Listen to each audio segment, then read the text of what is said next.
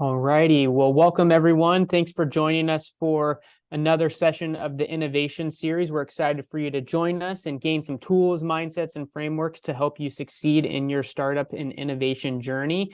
My name's Cameron Law, and I serve as the Executive Director of the Carlson Center for Innovation and Entrepreneurship. And I'm joined by Brian Gladden, who's going to be leading the charge here on our workshop here today. But if you're not familiar with the Carlson Center, we serve as a regional hub and platform for providing approachable and accessible entrepreneurial education, community, and support to enable startup founders of all backgrounds to start, scale, and grow their businesses. And we're excited to bring to you this free innovation series to give you some of the tools and frameworks to ultimately succeed.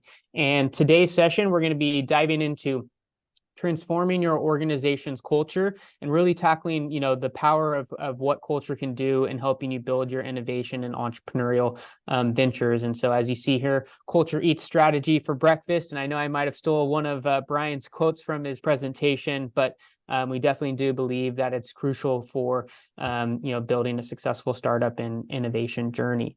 And so what this series entails, I think are on our 9th or 10th session here. So we've been at it for a few months. So started in the summer months and now here headed into fall. We do have a few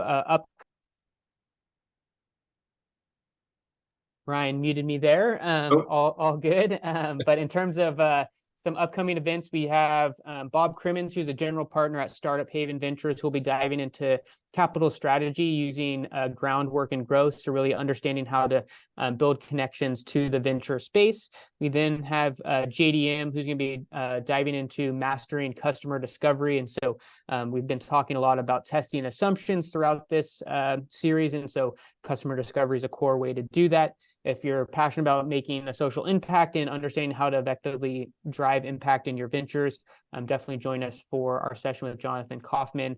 And then we also have Dan Toma, who's going to be tackling innovation and counting and understanding how you can measure your innovation ecosystem's performance. And he's the author of that resource. So we're looking forward to these additional sessions. We do have some sessions that will be coming in the later October and November timeframe. So do keep an eye out for that. And I'll be sharing in a minute some links to sign up for these if you haven't already done so. But without further ado, I'm going to pass it over to Brian Gladden, who's CEO of Strategy Innovation Institute, which is his consulting business, and is an expert in a variety of the tools and frameworks that we talk about, everything from blue ocean strategy to a strategizer coach, so tackling things like the business model canvas, value proposition canvas, and then a lean stack coach.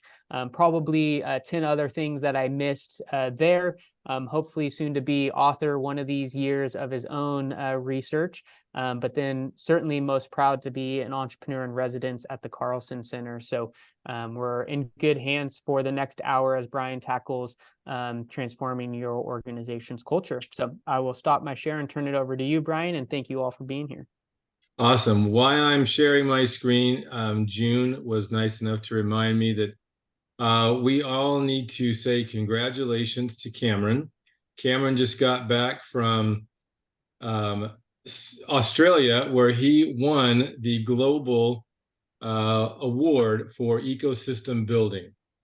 So this is a massive, massive award. The entire world, we here in the Sacramento region, especially with the Carlson Center, are building ecosystems connecting you all, and it could be around the world. And Cameron is at the center of that, doing it. And he has been recognized by the global entrepreneurship community as the lead and the best in that. So well done. And we are very blessed to have you here. Thank you. Appreciate it. You got it. All right. So let's jump in. So transforming your organizational culture. There's quite a bit of things here we're going to talk about. We're going to first start with designing, right? We always look at who we want to be. We're going to get into that. But usually those are things that we just write down and we say, great, this is what we're going to achieve. But we rarely look at what are we doing now. We're going to talk about that, how to map that. And then also we wouldn't, it would be remiss of us to not include innovation, because we are the Center for Innovation and Entrepreneurship. So as you're designing your culture, how do we also embed innovation? This is a big piece. Cameron did steal my thunder with the Peter Drucker. We all heard this quote before, right? Culture eats strategy for breakfast. But why does culture matter? And this is a big one. Without ensuring you have a strong culture, you will not be able to effectively execute your strategy in a sustainable way. And that last two words is key, sustainable way. Anybody can have a one-hit wonder, but it's really difficult to sustain competitive advantage and be innovative and grow without having a strong culture. So why does purpose and values matter when we talk about culture? And this is especially true nowadays with different generations in the workforce. Well, 74% of employees place a high value on finding work that delivers on a sense of purpose, right? These are just the last several years of different analysts. Gen Z, especially, which is now most of the younger workforce coming into your businesses, 83% of them consider a company's purpose when deciding where to work. This is no longer 50 years in a gold watch and you retire. It's 2 or 3 years and you're moving on. If you don't find purpose and meaning at a company, you're not staying there. It's not about a paycheck.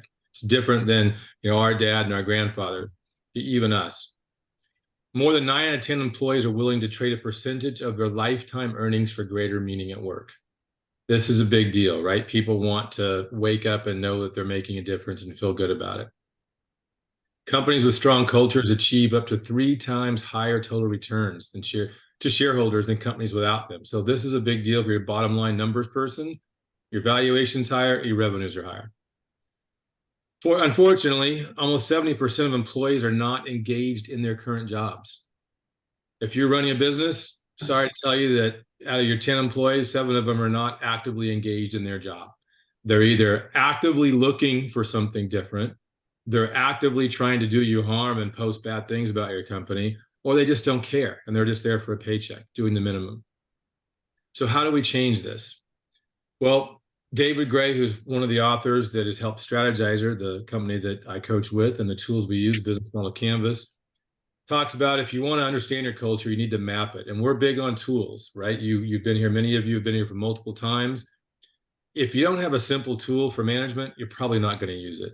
We can get into, tons and tons of information and spreadsheets and all these other things, but if it's not easy to use, people stop using it.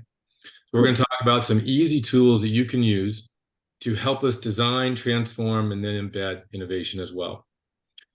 So the first one we talk about is this culture design canvas. Just like the business model canvas, where we talk about designing your business model, it's right. It's not something that's just in your head that you can build on from. You can do the same thing with your culture. And we use a company called Great Mondays. Josh Levine's the CEO. He has spoken before with us. You might have heard him. And we really talk about 6 factors here: purpose, values, behaviors, recognition, rituals, and cues. And I'll show you in just a second what that tool looks like. But if we look at these 6 areas, we can then start to design our culture and even transform it. So like any other great tool, it's a 1-pager, and this one's called the Culture Design Canvas. There's actually 2 culture design canvases if you Google out there. The other one is very similar, great tool as well, but we use Josh and his tool here on very same name, but it's slightly different if you Google it. So look for the Great Mondays. And really what we're looking at is purpose up here on the top, which is the starting point for everything. And then we'll get into the other parts of the canvas that you can fill out and design. So this first one let's mute some folks there, of building your company beyond making money, right? That's a no-brainer. That's table stakes. So we need to understand, what is this purpose? What is this vision, purpose statement? And this is really where we're going to start. You might be a Simon Sinek fan. You see in the bookshelf behind me, right? Start with why. And we do. We need to start with why. When we talk to companies about strategic planning and growth, first question I always ask is, well, where are you trying to go, right? We have to have a guiding light. Oh, can we mute everybody? We've got quite a bit of people in the background there. So why do we exist? Our purpose, right? And then our vision comes from that, which is closely aligned. Then mission. Your mission is more of a 3 to 5 year term, then some values, and then kind of how to position this. So why is it so important? Well, shared purpose can help you build inclusive cultures in your company. If everybody knows where we're going, we're looking in the same direction, our same goals, we're on the same team. People also outside your organization, they want to know what you stand for, your customers, your board, your stakeholders, right? They want to know, your investors, what you stand for. So when we start looking at purpose and documenting our purpose, this definition here is what we use. Purpose statements, they guide, inspire, and rally customers and employees to join a cause greater than themselves. Your purpose statement, which is where everything starts, it's got to be inspiring, right? Beyond making money. So here are some examples of ones that we use.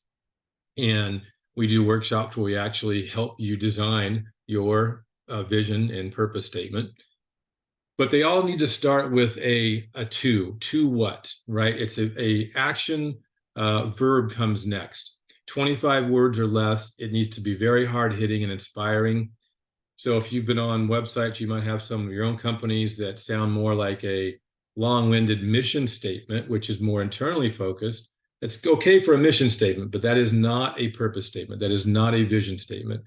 Purpose and vision statements are always outward focused on the customer and the world, how you're making an impact. The customer doesn't care about how you operate efficiently and how much money you make and how much market share you have. That's your mission statement. But here, to what? To help people be their best financial selves. Credit Karma, love that one, right? So the second word, what are they doing? They're to help. And then tying it in with a keyword, right? Financial. We all know Credit Karma about being a finance company. This is probably my favorite one here, Kellogg's. To what? To nourish families so they can flourish and thrive. It's not about being the #1 cereal brand, right? That could be part of your mission statement or some other statements. But why do they exist? They exist to nourish families so they can flourish and thrive. That's inspiring, right? That's outward focused. You're making an impact long term. And purpose and vision statements, they don't change over 25 years usually. 20 to 30 years, your company is going to be going in the same direction, right? You don't change that. Your mission statement, you change every 3 to 5 years usually, right? You might have reached a target, now you have a new one, but you're still on the same path to who you want to be when you grow up as a company. Starbucks, right? To inspire and nurture the human spirit, one person, one cup, right? The key, coffee cup, and one neighborhood at a time. We all know we go to our neighborhood Starbucks, right? For the environment and just the social, do business. So those things tie together. And then IKEA, to create, right? Creating, obviously furniture, which we know we've all put things together, a better everyday life for the many people. So the creation of putting stuff together. Honestly, if there was something in there about your home and infrastructure, things like that, might have been even a little bit better. So this is where you need to start with when you're designing, whether you're a startup, you're a company that's redesigning who you want to be. Maybe you've had a long-term mission or vision statement for years and years and it's not very good. You need to take a look at it. The second thing we look at then on the canvas here is your values. Many of you have your values posted on your walls and you see the picture of the cat hanging there and never give up and your hard work, teamwork is our value. Okay, that's great. But when you really look into this, maybe put here, hard work. What does that value mean to you as a company? Try and describe that. And then what are some questions that you would ask your employees, right? The rest of your colleagues that make that actionable, right? How do we embody that? What do we do to show those values? Generally, you want to have a 3 to 5 values at the most. Otherwise, it gets too watered down. You're trying to be everything to everybody. 3 is usually a good starting point. So think about what this means to you. What do you ask people to do? And you can explain it more. You might have, again, hard work, teamwork is your value. You could have a sentence after that that describes what that means to you, right? But at the end of the day, teamwork is your value. They're brief, they're well-defined. Try and make them unique, right? Everybody has, we're innovative and we're hard work and teamwork. Okay, that's fine. But be more about you. What do they say to you and your company, right? Maybe they're very specific to what you do. Make them actionable and, again, limited. And a way for you, a hack, here is a value hack to find out what really matters to your company and your people, is to ask your employees who embodies the values in your company. Ask them to name value all-stars. Who are people that embody this? You're like, oh, every day June comes to work and June's amazing. And she does this and I wish everybody was like her. You can all probably, if you've been in whether a company now or you've been in a big company before, you're like, oh yeah, this person was great. They were my favorite person. Why? What do they do? What do they embody? And we're going to start to peel back the onion and say, well, what is it that they do? How do they behave? What are the things that we want them to emulate for the rest of the company? And we can design and document these things. So after you've identified those people, we want to kind of identify some themes, common terms that run through, maybe the same 2 or 3 people get picked. This is a great workshop. And going back to what it could look like this, right? Stay gold could be one of your values, as well as take flight or go deep. And then you can explain, what does that mean on your website, right? There's no doubt we can and will change business for the better. We lead with a positive spirit, believing we can achieve our mission without closing the door for others. So we might have a little bit more specifics to, maybe what it does for you. But here you just describe what that means, stay gold to you. So think about doing that, something more inspiring, have a little sentence after it. So then we move on to behaviors. This is a big one that we're going to come full circle back to. Behaviors is the key. It's right in the middle of the canvas. We can list things, but what are people actually doing, right? So here, call this our 2B canvas. This is what we want everything to be. So if we have teamwork as our value, what's the behavior you want your employees to emulate, to act out on a daily basis? What's the behavior for teamwork?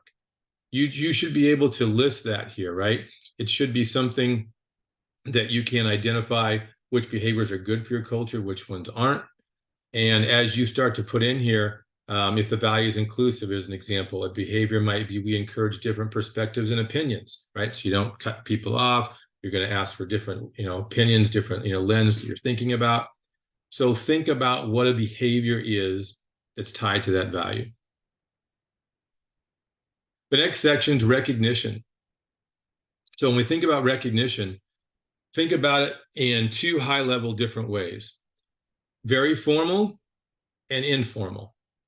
So every organization has these. We have formal things, and you can break that into 2 areas. Formal recognition programs from leaders. An example here could be an annual awards dinner, and we say, hey, Jack's amazing. He won the award for, everybody thinks he's the best team player. Awesome. Or even, sales quota, right? Salesperson, whatever it might be. Then you have formal from your peers. Do you have any programs in place that you can award your peers? Say, hey, Cameron helped me on this proposal last week. He didn't have to. He spent, 2 hours after work. I want to give him, some Amazon points or, whatever it is, right? You should have something that your peers can do. Then informal from your leaders, right? It doesn't have to be just, again, the stand up and a microphone. Maybe it's like, hey, we're going to take you to lunch because you were awesome, right? Just something pat on the back type of thing. We want to reward you and recognize you. Or informal from peers. Again, I just said that pats on the back as well. Some people don't like to be formally recognized, right? And put the spotlight on them. They'd rather have it, informal, kind of incognito. Find out about that before you embarrass someone or call them out as well. Then we go into rituals. So what are these rituals? Well, rituals, think of big group activities that build and strengthen relationships. You can write stuff down, but how do we actually do things to bring people together to make those things happen? And there's 2 big ways: explicit or emergent. And when you think about explicit is, okay, we have a company party as an example, right? It's an explicit big group ritual. We get together, maybe it's off-site, you have certain things you do to kind of build that bond. You can also have explicit small group things. So company sponsored activities. Maybe you guys have a, company softball team, or you do something that's you do service projects, right? Once a year, feed the hungry. You could do emergent then as a second one, small group, game nights. So you got a few people that play instruments, you get together and have a band. Or emergent big group. Maybe it turns into Champagne Fridays, right? After 12 noon and you're hanging out on the patio at the company. Then the last one are cues.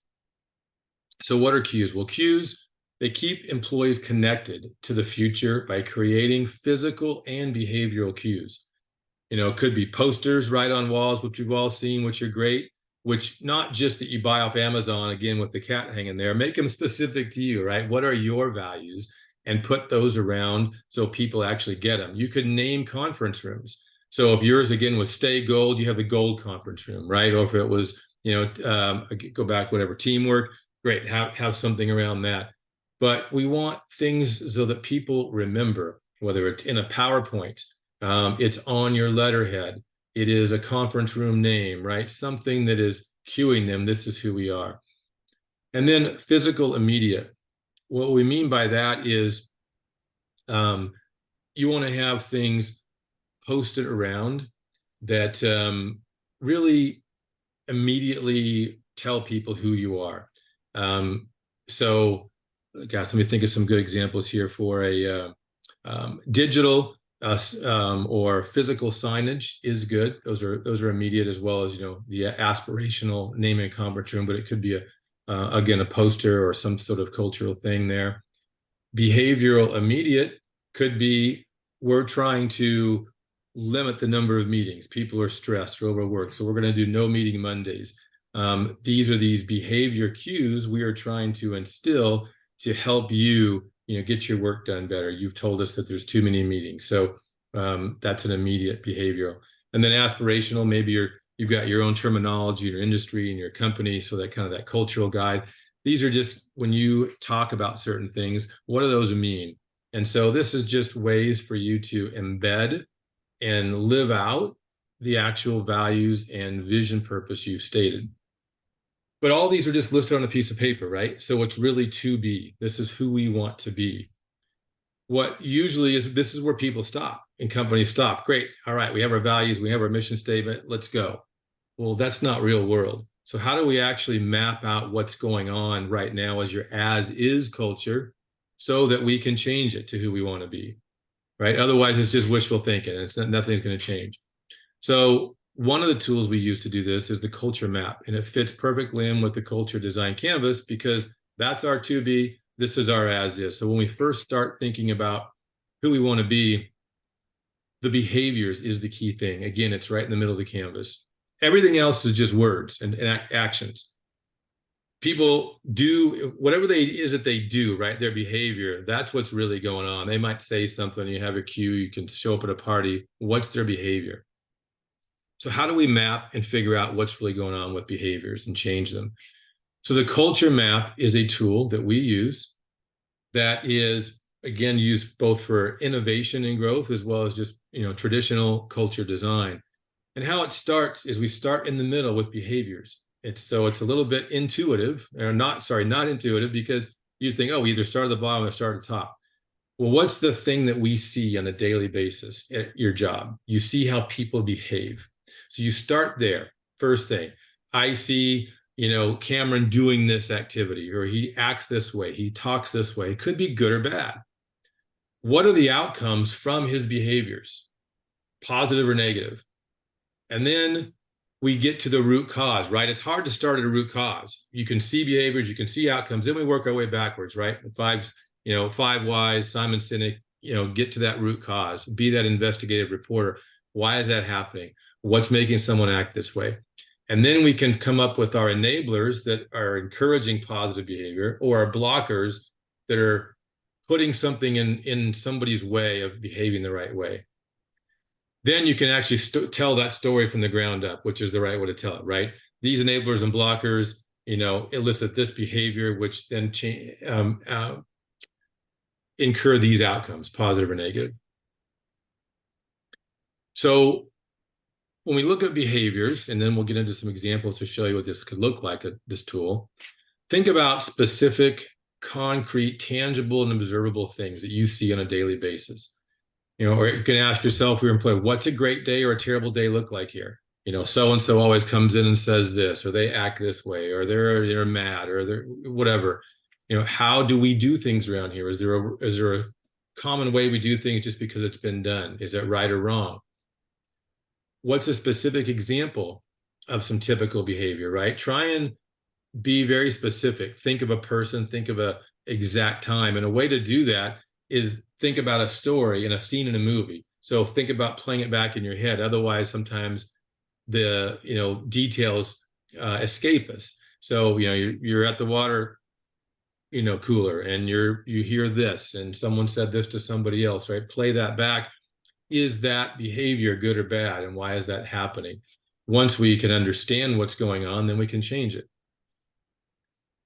So then the outcomes, well, what happens when someone says that to someone? I say this thing to Jack and Jack gets mad. Well, okay, think of it in terms of time, money, what people say, what they do. What are the results we're seeing, right? The outcomes of that behavior, good or bad. What are we getting done or not done, right? We all have work to do. So think of it in those terms as well. Outputs, on time, on budget. Why is it or why isn't it happening? And what's the impact of that behavior? And then lastly, we look at enablers, and this is the hardest, right? Or blockers. Think about formal and explicit, like rules or incentives, procedures, or informal and implicit. We all have unwritten rules. We have habits. We just do things just because it's the way we've done it, or procedures. Well, why? Just because it's been done that way. Now, once we start to think about these things, informal and formal, we can start to say, okay, is that causing this behavior, good or bad? How do we change it? And some questions you can ask yourself. What causes or influences our behaviors? What are leaders saying or doing that enables these behaviors? Maybe someone's been told 5 times so-and-so's acting this way. They don't do anything. Well, then leaders are encouraging that, right? By not stepping in. How are people rewarded for their behaviors? If June stays after work, do people do anything? Do they give her some added girls? Do they give her some, rewards points? Do they get recognized? Or is there any comment at all? How does physical remote workspace, especially nowadays, enable certain behaviors? Zoom fatigue, camera on, camera off, doing things you wouldn't want your to be associated with your company. So do we have unwritten rules, and why? What are they? So think about these things, and here's an example of what this could look like. Good and bad. So annual profit sharing could be an enabler, right? You have bonuses now. Well, what's the behavior if we have annual profit sharing bonuses? I'm going to work harder because I want that bonus. Well, what's the outcome of working harder? I've now earned more money, right, for the individual employee. How about Microsoft Teams as far as a technology enabler? That enables better collaboration, especially now if we're working remote. You can put Zoom there, right? Faster project delivery because now we're collaborating from across long distances. How about, as an enabler, flexibility, working from home, right? Many of you are doing this right now. Well, what's the behavior from working from home? Most of us work longer hours. I work till 11:30 every single night, have dinner, come back in here for several hours, work more. I don't have to drive downtown Sacramento to go to my computer to do that. You don't do that. You clock out at 5 o'clock sometimes. So if you have that flexibility, you're going to work more. Well, what's the outcome of that? Increased productivity, as well as you feel trusted, right? I'm going to get my stuff done when I got to get it done. So these are things when you see people working harder, earning more money. Okay, well, what's that enabler? It was here, and you can work yourself backwards, right? There's also bad. How about if I'm assigned too many projects? My workload. The behavior there is I'm stressed out. I'm just doing the minimum to survive, right? We need more headcount. So the outcome is I have a decrease in my work quality and I have late projects. So just because you're loading someone up with more stuff doesn't mean, there's quality outcomes. How about no advancement path? What's that going to be as far as a behavior? Well, now you're going to have people looking for other jobs, just as we talked about with Gen Zers and somebody else. And you're going to lose quality employees. And the most costly and time-consuming thing for any company is onboarding and finding new employees. So you got to keep them, right, and make them feel loved and put a path in place for advancement. Another one is lack of defined process. So that is a blocker. What's the behavior? People are always asking for help. Hey, how do I do this? What do I do? If you don't have any defined process, right? A playbook. So now your projects are slower. You have increased risk because no one knows what to do. So these are some examples that if you start to look at from good and bad, standard things within our environment, what are the behaviors that we're doing that are causing some outcome, we can work backwards. And especially on the good ones, let's start to really, focus on those and say, oh, this is what's happening. Let's make it known that we're doing this proactively, and, accentuate those things, right? We want, if someone's doing something good, we want that emulated. And if we're doing something bad, then how do we stop those things, right? How do we, if maybe you didn't have Microsoft Teams, how do we collaborate better now that we have this remote environment, right? You put those things in place, and then protocols. So we've looked at how to design your culture from a 2B, the canvas. We've looked at the culture map on really mapping out what's going on now as your as is, so you can start to change that. We also want to throw in innovation. You all want to grow, right? And we're about innovation and growth, whether you're a mid-sized company, a Fortune 500 startup, doesn't matter. Companies have to have innovation embedded in their culture to make it repeatable and successful, right? Otherwise, it's just not sustainable, a one-hit wonder. So we actually have an innovation culture readiness assessment that we use through Strategyzer. Again, the people who created the map as well as the business model canvas. And it looks like this. It's going to be an eye chart, and we're going to break it down for you. But really what we're looking at here is, are you ready to innovate, right? Are you a company that can take an idea from start to finish? And if not, why? How do we measure where we're at so that we can put a plan in place to consistently take ideas to scale or to park them and not waste time and money, and to embed that culture of innovation so that we can continue to grow and not become obsolete and go out of business, like 52% of the Fortune 500 have in the last 15 years. They don't exist anymore, right? So we all want to innovate or become obsolete. And what we look at is 3 lenses: leadership support, organizational design, and innovation practice. So really, do you have leadership saying, yes, we want to do this? Is the organizational setup to do it? And even if it is, do you actually have the skills to do it? You can do this as a self-assessment. And at the top here, you give yourself from a 1 to 5 Likert scale. From a beginner, we have little to no experience, to an intermediate, we regularly work this way, but not systematically, to world class, our practice is used as a case study, to learn from, for others. And each one of these is different. You've got 3 variables in each bucket: strategic guidance, around leadership, providing guidance; resource allocation; portfolio management. I'm going to dig into these a little bit deeper on the next few slides. But at the end of the day, what we want to do is just our gut feeling. Are we a beginner? Does this portray where we're at? Maybe here, so I'm going to give myself a 3. This one, I'm going to give ourselves a 2, and so forth. And what you'll see is you start to look at your team, your executive team or founders who do this, is we're all going to have probably 2, 3, 4 things that are very low. We can then start to say, okay, let's pick 1 or 2 of these things in the next quarter and start to move them forward. Right? We can't boil the ocean. We don't want to, if they're all 1s, we can't just, we have 9 variables we're going to work on. Let's just pick 1 or 2, right? And we start to move the needle, whether it's incentives or skills. So the first one we really look at is that leadership support. You have to have this. Is the leader bought into innovation? Do they give strategic guidance on where the company is going? Do you have resource allocation? Are projects bootstrapped and just say, hey, that's a great idea, Cameron, go work on it on the weekend and come back to me? Or if Cameron comes with an idea, do I now say, okay, I'm pulling in Jack from operations and June from finance and JD from sales, and now we have a team that's going to work on this idea, right, as well as time and money?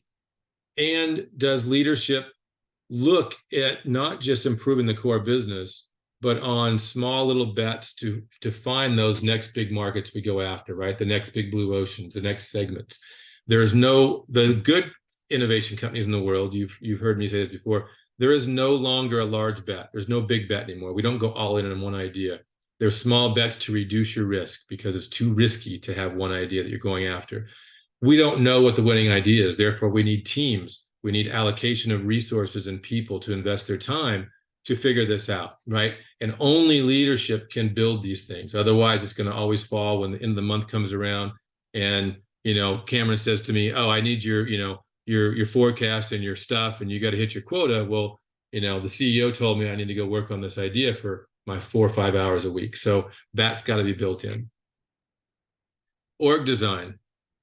Do innovation projects have legitimacy and power in the org chart? Or are they just outside official channels? So if Mel's my sales director boss, and he's like, yeah, I don't really care about this new innovation idea, you got to hit your quota. Or does it come from leadership down that no, if there's an official project, every person is part of a team, at some point during the year or the month. Brian's part of his job is to spend several, hours on this project. Mr. Manager, that's part of your job to manage that. That's part of who we are. Or a bridge to the core, right? Do we have the skills, operations, R&D, product management, right? We have to get to these people as well. Clear policies that help us. And then rewards and incentives. You can't reward and incentivize innovation teams the same way you can a sales, commission plan, because there might not be revenue. But we want to reward the activities to reduce risk, to run interviews, do experiments, right? Lean sprints, we call them, to actually learn so that we don't cause the company to go after a big bet and lose millions of dollars. We want to actually reward the activity, the mindset, and the learnings. The last one is the innovation practice. Do you have the tools? Do you use these things we talk about? Design thinking, the culture canvas, lean startup methods, or do you just, ad hoc say, oh, that's a cool idea. Let's sit around the room and then let's go after that, which is really not sustainable. Process management. Are we linear? Like, let's do this and create a big business plan, do a financial projection. This is the old way of doing stuff. Those are all assumptions. You can make any spreadsheet look as amazing as you want. We could all be unicorns on paper, but we need to actually have a process to get out and test these things, right? To reduce our risk. They're all hypotheses. Do you have the skills to do that? Have you been through these courses? Have you been to a Stanford, D school? Have you been to Harvard to get a certificate in innovation, right? Have you done Strategyzer, Lean Stack, Blue Ocean, tools, design thinking? So if you don't, you can have all these other things in place, but you still don't have the skills to do it. Therefore, you're going to have to hire third party, right? We have to start building the skills just like you do for Lean Six Sigma or HR or sales, methodologies, right? As innovation is no different. So if you've gone through this, you self-evaluate and it comes out and it looks terrible and you're like, oh, this is awful. I wish it was better. Well, we can start to use what we just did with the culture map. Think about it like this. So they're not just disparate things. We now go back to our culture map and we look at innovation and say, okay, we just had 9 variables, 3 in leadership, 3 in org design, and 3 in innovation practice. Let's map out those 9 things, pick 3 if you want to start with. And what's the enabler or blocker within leadership support? And then what's that behavior? Oh, nobody wants to do on it because the CEO, doesn't say it's that important. Therefore, we have no innovation projects, right? And vice versa, org design, innovation practice. So we can start doing this now with the culture map for innovation specifically, after we've done our normal culture and who we want to be. So let's look at a quick example just around innovation. So if we say an enabler is innovation has an important position in the org chart, it could be a title, it could be literally on the org chart under the CTO group or the CIO group. We have innovation teams that have dotted lines. Okay, now it's being called out, right? That's important. What's the behavior? Well, now it's discussed at all meetings, right? If it doesn't get discussed and measured, it ain't going to get done. And then third, everyone's involved now with innovation. Innovation's everyone's job in the organization. It's not a team, right? It's not about, oh, that's the creative innovation person. We all have to be innovative. Innovation skills training is an enabler. You're doing that now. Now you have more engagement on new ideas. That's the behavior. People are like, oh yeah, I want to get involved in that. And now the outcome is you have new opportunities with less risk for your organization. How about some bad ones? A blocker, no official resources for innovation projects. Well, then the behavior is going to be innovation teams are frustrated because they can't get anyone to help them, which means the outcome is you have no successful innovation projects. Another one would be no incentives for innovation work, right? That's the blocker. Well, what's in it for me? How are you going to incent me? You're asking me to do more work outside hours or off on the weekends, but you're not incentivizing me, which means nobody wants to work on new opportunities, which means you have no new revenue opportunities. So this is how we can use the culture map who we want to be, to both look at our normal, work environment and transition and transform it, as well as innovation, and specifically around how do we continue to grow, get new ideas, reduce risk for the company, and create new revenue streams. So in summary, I want to leave time for a lot of Q&A. When we're talking about designing and transforming the culture you want, what do? We looked at discovering, talking to our employees, gathering feedback, reviewing findings, who are the all-stars? What really matters to us? Who do we want to be as a company and our values? And what do we do right now to embed that? Then we can design our canvas of who we want to be, our purpose, our vision statement, our values, prioritize these things, as well as innovation, and then start deploying and rolling these things out in bite-sized things, right? Let's just do 1 or 2 this quarter and try and improve this thing, this blocker, and remove the blocker, or emulate more of this enabler and how this person behaves. And you need to write it down and share it. This is not a siloed thing, right? Culture is everyone's thing, and they need to be bought into it. So use these canvases, we use the tools, we bring them up in meetings. That's the only way it's going to happen, is it's got to be part of who you are on a daily basis.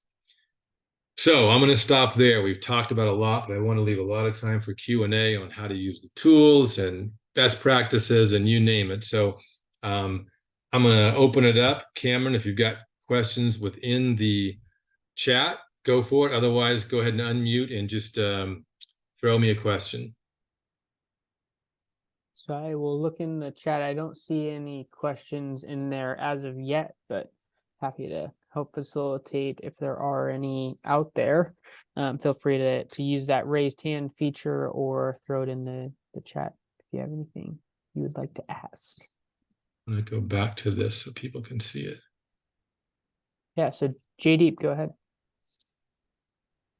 Thanks, Brian. That it is very valuable. I have a sort of a specific question. One of the slides, I think it's in innovation, you refer to like skunkworks, right? But isn't skunkworks seen as positive? So are you saying skunkworks sort of outside the channels as opposed to, let's say, skunkworks itself, right? Here we go. Yeah, innovation projects are skunkwork. Yeah, we would look at that as not positive. That skunk works really, when you think about it, is someone's just off in the basement doing something. In the old days of it, they're trying to build something. But it's not in official channels, right? It's just, hey, yeah, JD's out there. He's got some cool ideas working on. Well, that's not sustainable, because you have no core assets, you have no management bought in, you have no process to help you vet out the idea for the company. So we do not recommend skunkworks. It needs to be, if you move down this path, is officially in the org chart, but maybe it lacks power influence. So if you're really good, world-class, Amazon, Facebook, LinkedIn, right?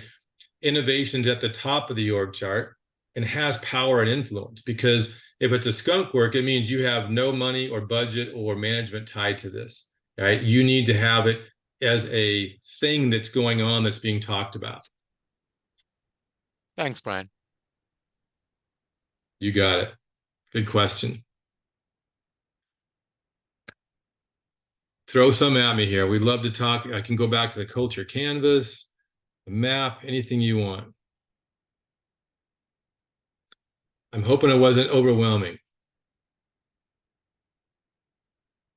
Alicia has her hand up. Hi, again, I'm so happy to be here. I enjoy each and every word you said. There's something, that happens to me every time I read work harder. I think of work smarter. So, and I associate this with, embracing AI in order for us not to continue to work so hard, but smarter. How can we embed this kind of change in an organizational culture, just to try, for example, as an administrative professional, lots of people engaged in support roles, they are kind of afraid of their positions to be in some kind of being swallowed by AI, by ChatGPT. And it's like, for me, it's just the opposite, because everything will turn out to be easier for us. But how can we move from working harder to working smarter? Okay, that's a big question. That's a large one. I'm trying to maybe put it in context of today's information. Yeah, Was there something yes, where you were specifically looking at? yeah. And for example, I'm thinking of project management, and just to think of a chief project officer as a very strategic position in an organization. Mm-hmm. So how can we redefine our company's culture? How can we embed this concept? How can we make people embrace this in order for we will be changing the status quo? Right. So, as I was talking about, you've got to first, whoever your leadership is, right? Leadership starts at the top. So you can, from the bottom up, hopefully you get a champion, your boss or somebody, you've got to have a champion to get to the top. But the top leader, whether it's you, the startup founder, you have to be the one, right, that's driving the culture. So this is why leadership support is so important. Hopefully you can have that. Maybe it starts in a department or a division, and you say, okay, let's change our culture first and show that this works. And to your point about smarter, not harder, well, that goes back to a lot of this. If you say, hey, I want to have these great ideas and I'm working really hard, but no one's helping me. Well, it's because, the org design, the leadership support, all the structure doesn't support you. You need to have that structure in place so that it's not just you. It's just not Alicia's idea. It's the company's idea. How do we take it through the plan, right? But you've got to start with leadership. Hopefully, if it's not you, you can get that leader to understand and buy in that from the top down, they've got to show the support and put the resources behind it, or it'll be an uphill battle. It'll be a struggle. Yeah. And this is just to get buy-in from stakeholders, from key stakeholders is quite a challenge. Yeah, that's why it's got to start with the top. Yeah, good question. I think June had her hand up, then Ken. Thank you. I was just wondering where this canvas is so we can download it. And if you could put the link in there, I'd appreciate it. Thank you. Yeah, we'll put the link in and we'll make it available to everybody who's registered as well as the recording. So as well as the other canvases, you can actually Google all of these canvases and they should come up on Google. As long as you have the right terminology. So, innovation, culture, readiness, Strategyzer, that should pop up. Same with the culture design canvas, Great Mondays, right? There's a few versions. So they're all free tools out there as well. Good question. Ken, you've got your hand up. Ken, you're kind of breaking up. We're not really hearing you clear. No. Still can't. Maybe. Say again. You hear me now? Yes. Okay. I see that you come from an educational background, an educational entity, and I've done some of this work in businesses, but at the moment I'm involved with two large educational entities that are doing this. They've put together their strategy, so to speak, and now you say, okay, what does this really mean? Have you attempted to do this in your own organizations to see what happens? Yeah, and it's, to your point, it's very different and depending on the size of the organization, right? So I spent 30 years from Fortune 500 companies to smaller companies. So trying to do this in a large company, right, unless you're at the top, is very difficult. You've got to have buy-in. starting smaller is much easier, especially as a coach. So I actually help a lot of nonprofits, education companies trying to do these things. So probably similar to what you're doing. And the founders are involved, right? Or the executives. So that's the first key. Their want to, right, is the driver. Now you've got to help them understand how to do that, right? Because they're not experts in that. And most people try and boil the ocean. So when we look at this, whether it's the innovation assessment or it's just designing the culture in general, it goes back to what is the end goal for impact, especially when you're talking about social impact. In 3 weeks, when Jonathan comes to talk, I recommend you coming. I did a 4-part the last 2 or 3 years. I've done a 4-week session content we've created around social innovation as well, impact, because it's not just about bottom line money, right? And then that culture, who are we trying to be? What benefit into the world are we trying to do, right? So you can still use these same tools, and I've used them on boards I've been on.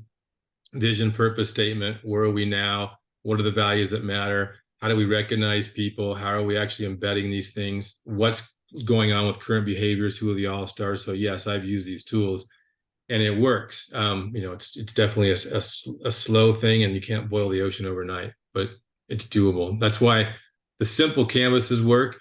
We can bring in other people, they're all the different behavioral certifications. We can do DISC and predictive index and Myers-Briggs and all these, and do a lot of more culture things as well. But until you've got the high level stuff detailed and designed out, right, it's going to be just good money putting money down the drain, basically, because we don't have things in place. Yeah, when you do this, how do you connect it with the strategies? I mean, both of my organizations that I'm working with have just come out with their new 10-year framework of strategy, and there are certainly pieces of what they say that can go into this thing, but then how do you really take this to an actual bought-in level where the rest of the organization is actually willing to do this, rather than just the top people kind of putting out what they think it ought to be? Yeah, 2 points there. First is, where are they going? The purpose here? What is the purpose of the company? And I was literally just a couple of Fortune 500 companies talking about this, because we're talking about innovation and growth, IBM, HP, others. And the first question I always ask, well, what's the purpose and vision statement of the company or your division? Where are you going? Because if your strategic plan or this new innovative idea is not in line with that, well, then why are we doing it? And so that's a great way for us to look at innovation. Is it might not be the same form factor tomorrow as it is today, but is the end goal still the same? Are we still trying to, Google's vision statement, right? Purpose is to connect the world to the internet, right? On one click. What the GUI looks like, how they do it, all these things don't matter. But at the end of the day, is that still the purpose and vision? And so if we have a new innovative idea, unless we know where we're going, every shiny bauble that has a dollar tied to it looks like a great idea. And innovation, then you're in 50 directions. And so I always say, well, where are we going?